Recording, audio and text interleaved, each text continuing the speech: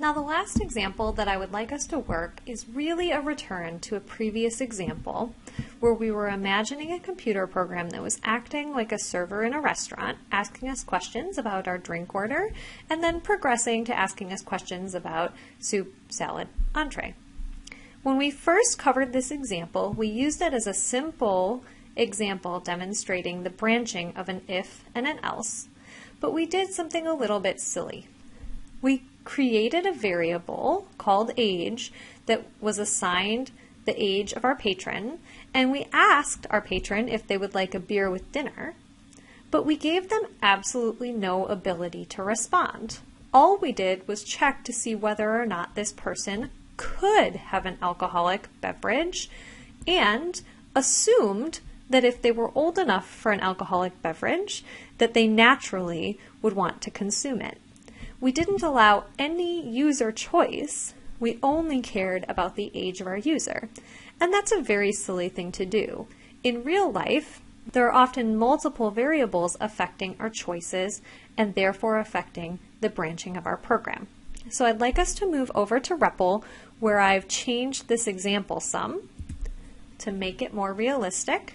And what you see over on the screen here now is a slightly different program based on the previous program. Now, I've added a comment up here on line 5, assuming that age is a variable that has been previously defined, but the purpose of this program is not to focus too much on what is within age, and to focus instead on how we will create good and complete branches for our program. So let's assume age has been previously defined, and now let's create a new variable called want beer.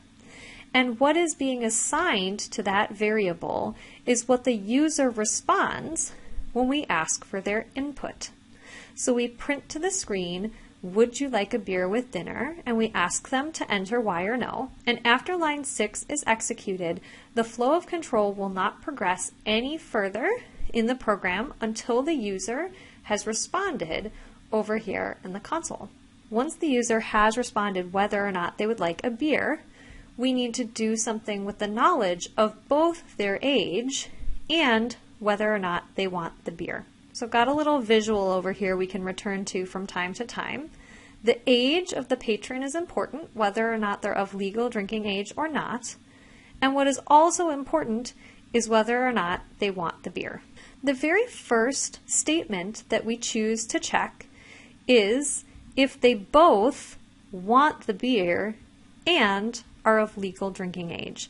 And in that situation, we would then say, excellent, you may go ahead and enjoy this spotted cow. So here's an example of a use of the and statement. So if I come back to my little diagram, I'm checking in the very first if statement for this option.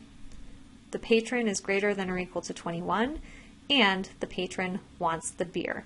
If this large expression evaluates to false, what that means is that we're in one of these 3 other categories. Either the patron is less than 21 years of age, and that would encompass both of these cases, or the other remaining case is that the patron is greater than or equal to 21 years of age, but they simply do not want the beer. What I chose to check for next in my elif statement was this category right here. Recall that if the patron is 21 years old and does want the beer, that we will execute the block of code that is written in line 9 of the program, and upon executing line 9 of the program, the flow of control will move immediately away from all branches, and the flow of control will move on to line 16 after this block is executed. We may therefore use this to our advantage to write a more succinct elif statement in line 10.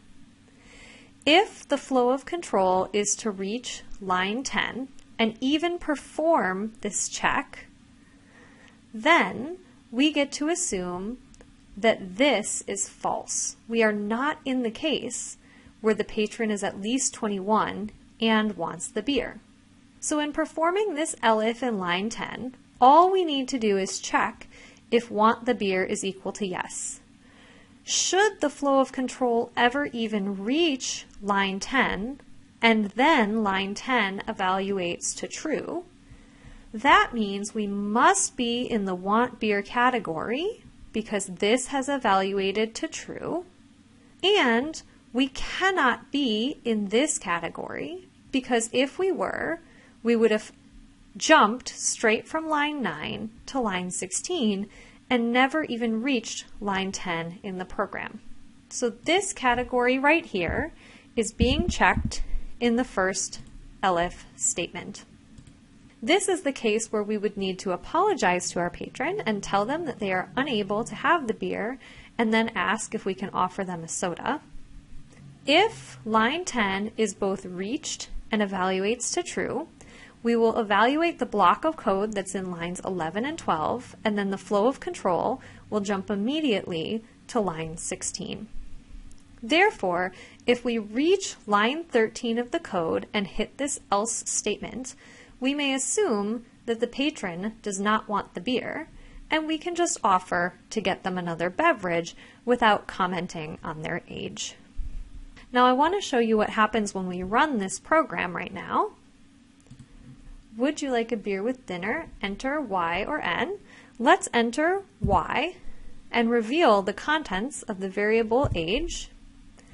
Because our program says, excellent, enjoy this spotted cow, we can assume that the age that is entered earlier in the program in the hidden lines is greater than or equal to 21, and in fact it is.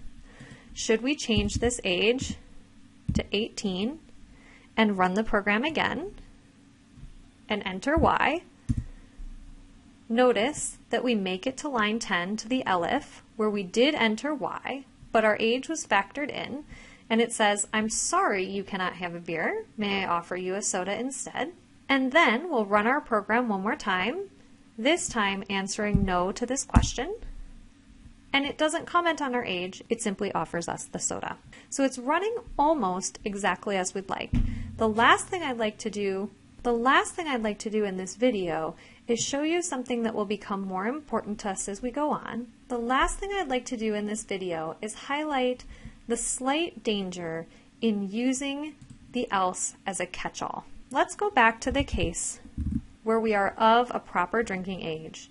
Let's run the program, and it says, would you like a beer with dinner? Enter Y or N. Let's imagine for a moment that my caps lock is on. I hit Y and hit enter without really even thinking about it. So I am of legal drinking age. I've entered Y, that I would like a beer, and the program does not necessarily do what we would want it to do. It offers us a soda instead, even though as the user, it's clear that I am of legal drinking age and that I would like the beer. The reason that this is happening is that Python is case sensitive. I've only checked here if want beer is equal to lowercase y. Because capital Y is not exactly equal to lowercase y, the want beer is coming up as being not equal to y. We're therefore failing at line 8, failing at line 10, and entering this catch-all else statement. In other words, there is some danger in having the else operate entirely as a catch-all when you do not have a true dichotomy of cases. Now, there are a handful of ways that we could resolve this programming practice, but one thing in particular we could do is add more elif statements and use our else for the truly exceptional things. For example, it may be a better programming statement to come up here after line 12 and add another elif statement to check if want beer is equal to n. We thought our dichotomy of cases was y and n, so let's handle a case here. This is the case where we will offer our user a soda instead. And then what happens with this else statement is if we enter this else statement, we know that our user entered neither yes nor no in the manner that we wanted them to. And so we can use this as an opportunity to say, I'm sorry, I do not understand. I will bring you some water. In summary, one good programming practice that we can employ with branching statements is to check for what we believe is all possible cases inside our ifs and our elifs. We can then take the opportunity of the catch-all in the else statement to print something to the screen that might help us, telling the user that we don't understand, or that an error has occurred, or that we don't believe that we should have reached this part of our code. This is a programming practice we'll discuss more later, but for now, let's use this as a cautionary tale. And if we run the program one more time with the same input, a capital Y instead of a lowercase y, notice that we do enter the new else statement, apologizing and letting our user know that there was a misunderstanding, which is a much more appropriate and helpful response.